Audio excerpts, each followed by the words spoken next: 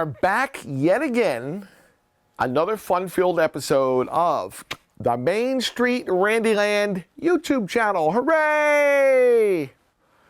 Again, this is another Bill special. Bill, the camera guy, he spots things and he says, well, this looks like a very nice machine, an interesting machine. How do you do that? Well, because you see, Bill used to be a little kid playing in the arcades and he likes fun games too, but sometimes he sees something that he doesn't remember. He's not as old as me. So he came across and he spotted this. And look, it's a crane. You see the digger claw in there? Well, what kind of crane machine is that? Well, quite fittingly, it's called Junkyard. You see? Not that there's any junk here, and people sometimes think just because I'm a hoarder on television that I collect junk, but my stuff isn't junk because it is an act of preservation, and we know that my stuff has memories attached to it. So Junkyard just happens to be the name of the game. And what do you do here? Well, do you remember years and years and years ago, there was a game made by Williams, and it was a bean crane. And you picked up dried beans with a claw from a contractor's crane, you see? And you moved it over and you dropped it into a weighing station.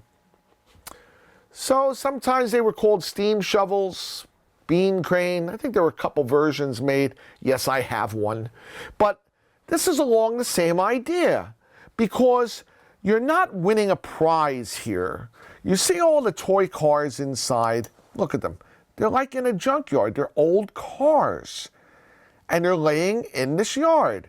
Well, you would activate the crane on the top. You see, look up on the top. It's like a gantry crane. You see that? It's like a gantry. Well, that's the way cranes are in these type of yards. So you would move up and down. Okay, and this is the hopper and the crane control. You got to go for either hopper number 1, you see the one there, or hopper number 2. And you would lower your claw to pick up cars.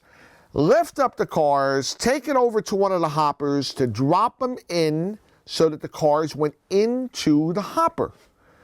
Now, when they went in the hoppers, okay, your operator level, this would tell you how many cars you got in by your tonnage. The more that went in, it would raise the tonnage and you would know how well you're doing. And then it would tell you, according to your level up here, if you're a novice, you're an apprentice, you know, you're a scale buster or a crane boss. Well, different levels. Over here you have a timer. See, it looks like Big Ben. See that little timer?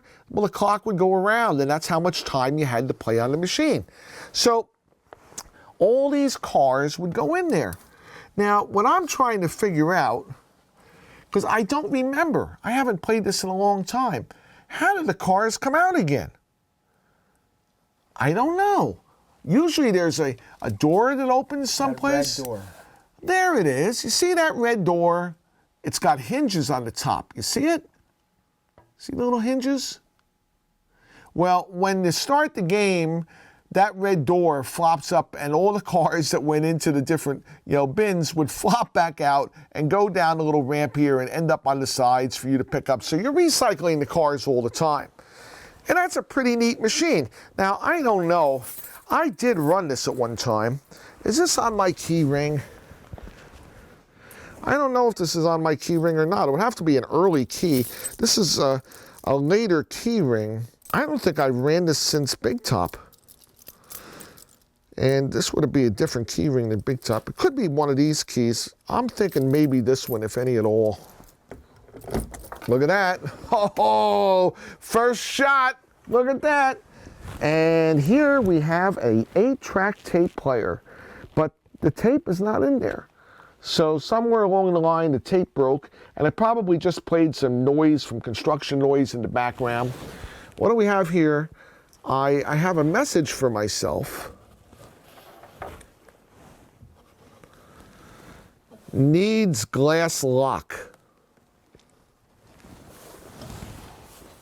Look at that.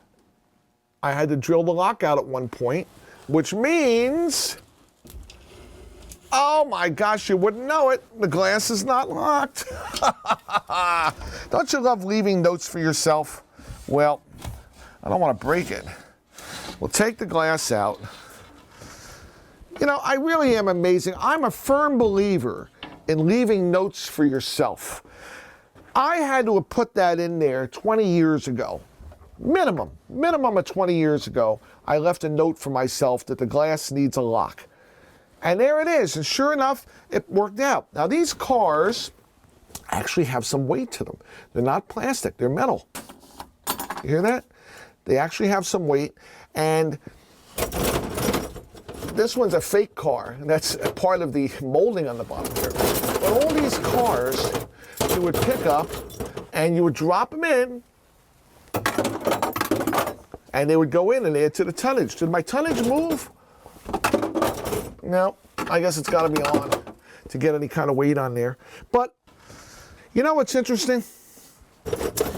Over the years with online auctions, once in a rare while, I'll see somebody selling a couple cars and it's from a junkyard game, which means their game was no good anymore and they decided to part it out and they were selling the cars. And these cars were expensive. It wasn't like, you know, oh, I'll give you a quarter for a car, this and the other. They were probably like $10 a car. Just because you needed that certain size car and certain weight car with the openness on the bottom for the claw in order to grab it. The claw would come in like this and grab the car. Now, see, if the car couldn't be grabbed like that, you wouldn't be able to pick up that car easily. But because of the way the game was designed, these cars were necessary. So I never had to buy any of these cars because I had my cars. I'm not missing any. But somewhere along the line, somebody has broken up their junkyard machine and they sold the cars. I've seen them a couple times. Now on the bottom, you'll see something, you'll see plywood. You see that? Because the bottom of the machine, which was originally like that, was made of some kind of press board composite, as looks like the machine itself cabinet is. This is a press board.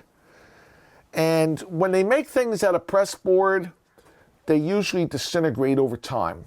Now this one's in really good shape as far as the sides are concerned, but the bottom was susceptible to the moving of it and the moisture on the ground.